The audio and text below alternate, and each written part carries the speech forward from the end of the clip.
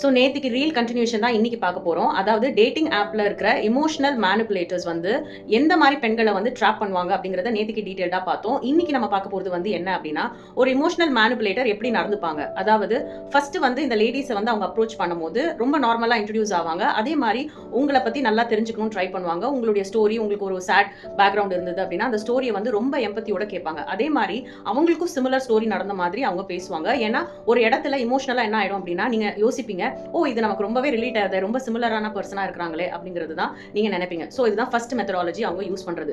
ரெண்டாவது மெத்தடாலஜி என்ன பண்ணுவாங்க அப்படின்னு பாத்தீங்கன்னா, கொஞ்ச நாள் மெசேஜஸ்லேயே கண்டினியூ பண்ணிட்டு இருப்பாங்க. அதே மாதிரி வந்து அவங்கள பத்தி பெஸ்டான விஷயம், அதாவது அவங்க வந்து இவ்வளவு கஷ்டப்பட்டாலும் எப்படி வந்து பெஸ்டா இருந்தாங்க என்ற அந்த வெர்ஷனை தான் உங்களுக்கு காமிப்பாங்க. மூன்றாவது முக்கியமான ஒரு விஷயம் வந்து பாத்தீங்க அப்படின்னா, கண்டினியூஸா மெசேஜஸ் இருக்கும், எல்லாமே இருக்கும். ஆனா மீட்டிங்கான எந்த ஒரு விஷயமே நடக்காது. ரொம்பவுமே அவங்களுடைய ஐடென்டிட்டியை ரிவீல் பண்ண மாட்டாங்க. பட் அவங்க மெசேஜ் பண்ற விதத்திலேயே நீங்க வந்து இமோஷனலா அவங்க கிட்ட போயிருவீங்க. எதனால அப்படின்னா, அவங்க ரொம்ப அக்கறையோட நடந்துக்கிறதுனால ஒரு பாயிண்ட் ஆஃப் டைம் அவங்க மெசேஜஸ் இல்லாம உங்களால இருக்க முடியாத அளவுக்கு, அந்த அளவுக்கு ரொம்ப அன்பா பேசுவாங்க. உங்களை இமோஷனலா டிபெண்டன்ட்டாவும் ஆக்கிடுவாங்க. ஸோ இந்த சமயத்துல தான் என்ன பண்ணுவாங்கன்னா, அந்த மெசேஜஸ் பண்றது எல்லாத்தையுமே நிறுத்திடுவாங்க. ஸோ நீங்க அவங்கள சேஸ் பண்ண ஆரம்பிச்சிருவீங்க. ஸோ இதுதான் அந்த இமோஷனல் மேனிப்புலேட்டர்ஸோட டிபிக்கல் ட்ரேட். ஸோ ஒரு ஜென்யூனான ஒரு ஆணை வந்து நீங்க மீட் பண்ணும்போது அவங்கள எப்படி நடந்துப்பாங்க அப்படிங்கிறது தான் இப்போ நம்ம பார்க்க போறோம்.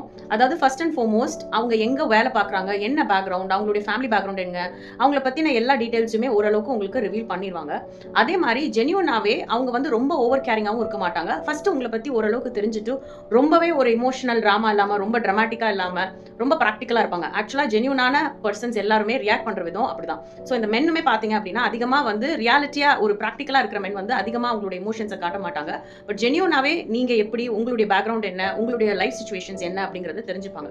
இரண்டாவது முக்கியமான ஒரு விஷயம் வந்து என்னன்னா, ஒரு மாசம் 2 மாசம் போனதுக்கு அப்புறம் ஜென்யூனாவே உங்களை மீட் பண்ணணும்னு ட்ரை பண்ணிட்டு, they will take the situation to the next step. உங்களை மீட் பண்ணிட்டு உங்களை ஜென்யூனாவே தெரிஞ்சுக்கிட்டு அவங்களுக்கு பிடிச்சிருந்தது அப்படின்னா அவங்க தானாவே அந்த இனிஷியேட்டிவை எடுப்பாங்க.